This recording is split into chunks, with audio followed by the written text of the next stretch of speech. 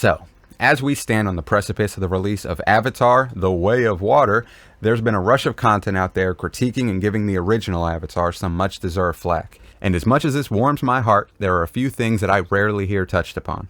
See, the legacy of Avatar is that it's a spectacle over substance, innovative and beautifully shot movie with a mediocre recycled plot that's a bit too on the nose for its own good. And while that's mostly true, the devil is in the details. And the details are dog shit. The main issue that people seem to have with Avatar is that we've seen this story countless times over. And I mean, yeah, that's true, but I can't help but think the people that take issue with this are kind of missing the mark. The problem with Avatar isn't that it's telling us a story that we've heard before, it's how that story is being told.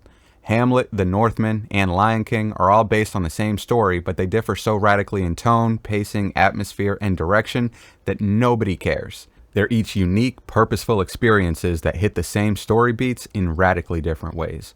Avatar, on the other hand, is told to us in the most generic, easily digestible way possible, which in and of itself isn't a bad thing, unless of course that's being compounded by an uninspired basic bitch plot. Oh. What you're left with is a mediocre movie that struggles to resonate with anyone beyond the few minutes it takes to leave the theater. My problem with Avatar isn't just that it's mediocre, it's egregiously mediocre. First off, the antagonists have all the nuance and complexity of a fucking villain from Captain Planet. Killing the indigenous looks bad, but there's one thing that shareholders hate more than bad press. And that's a bad quarterly statement. These are people you're about to... No. They're fly-bitten savages that live in a tree. Go! And Jake Sully has got to be one of the least charismatic and forgettable protagonists to ever star in a big-budget movie. When people think of Avatar, they think of the Na'vi, then Pandora as a whole, then this military guy, this flying thing, these jellyfish things, Sigourney Weaver, and then the main character. Sam Worthington does get a lot of crap, but to be fair, the script really doesn't give him much to work with. Ultimately, Sam Worthington isn't good enough to elevate the script, and the script damn sure isn't good enough to elevate Sam Worthington. For a film that was pitched to us as a story 15 years in the making from a visionary filmmaker, the whole thing comes across as sterile, corporate slop that was created for the sole purpose of making money. Now, I know some of you would like to take this opportunity to welcome me to the real world, where of course everything is driven by profit motive, and to that I say, yeah, maybe by the producers, but not by the artists. People can create as a means of expression, to make a statement, to build a legacy, for internal validation, for external validation, even just out of sheer boredom. There are countless reasons to create, but when I watch Avatar, I find it difficult to see any purpose beyond attempting to get asses in the seats. It's a story that wants to be political, but is afraid of making a statement that could offend a potential ticket holder. The military comes off as evil, but don't worry, they're not actually military. They're sellout mercenaries who were bought and paid for by the greedy corporation. The ex-Marine joins the good guys in the end. Ooh, rah! Right, guys? Ultimately, its message is destroying the planet and corporate greed is bad. So, riveting stuff.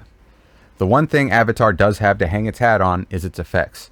They were innovative and pushed the boundaries of what could be done digitally, and to be fair, pushing this technology seems like something, maybe even the only thing James Cameron was actually passionate about. And I mean, sure, this is pretty to look at, but you know what else is? This. Because they should be. They're 100% digital creations. Creating a movie in this manner strips away the emotional nuance of an actor's performance, the skill of meticulously lighting a scene, the creativity and ingenuity of crafting tangible sets for the actors to traverse and interact with, optical illusions, miniatures, practical effects, the magic of actually capturing your movie in camera. Maybe I'm just a hypocritical, out-of-touch old man for writing off Avatar as a glorified VFX demo lacking in any authenticity when I gush over scenes like these, which don't exactly scream realistic, but they're so goddamn charming. It's pushing against its budget constraints, which gives it an underdog quality that's easy to root for. It feels visceral and organic despite looking quote-unquote fake. Plus, I mean, look at this. It's fucking awesome.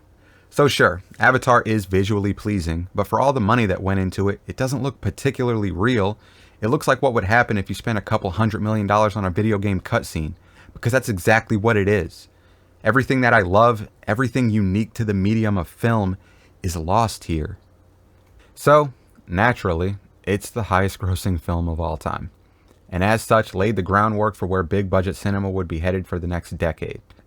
Marvel Studios took Avatar's idea of a safe, recycled story packaged into a spectacle-filled CGI mess and ran with it. The live-action Disney remakes get a lot of flack for soullessly repackaging their childhoods back to us, and rightfully so, but at least they can fall back on the idea that they're introducing a new generation of kids to the stories their parents grew up with, which may be true. I don't know if they resonate with today's kids, because I'm not allowed within 100 feet of them, but... Dude!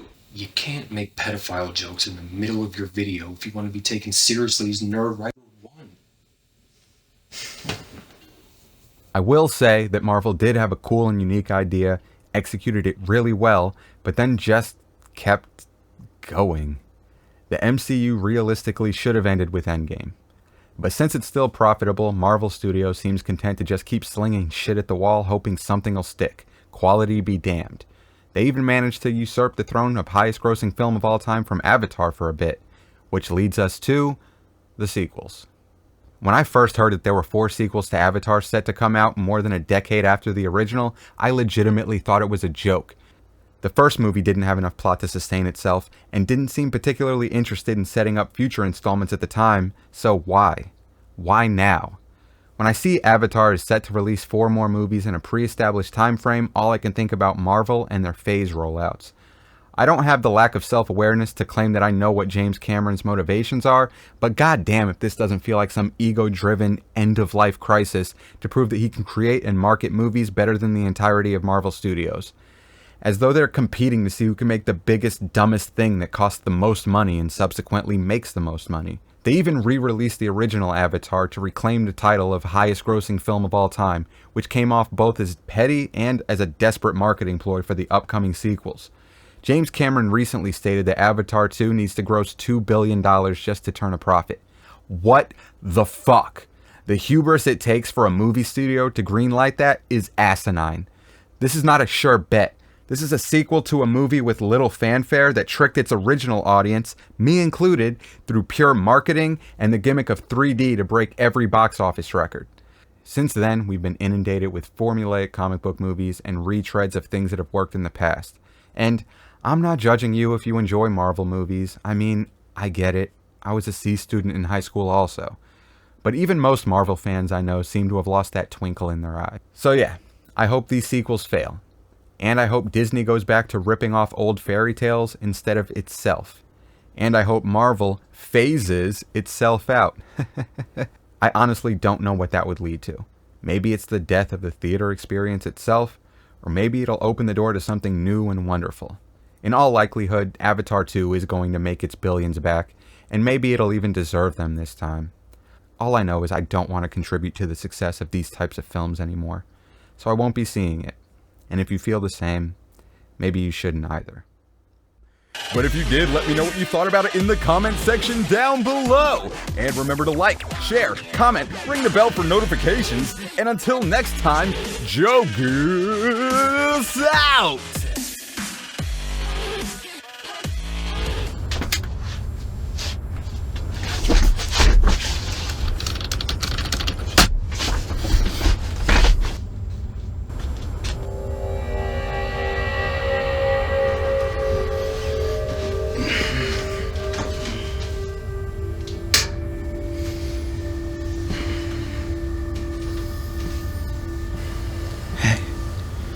I think I did good this time.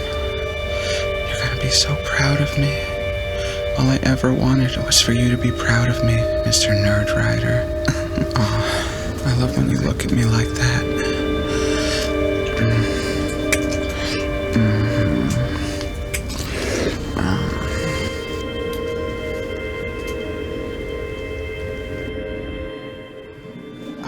Nerd Writer?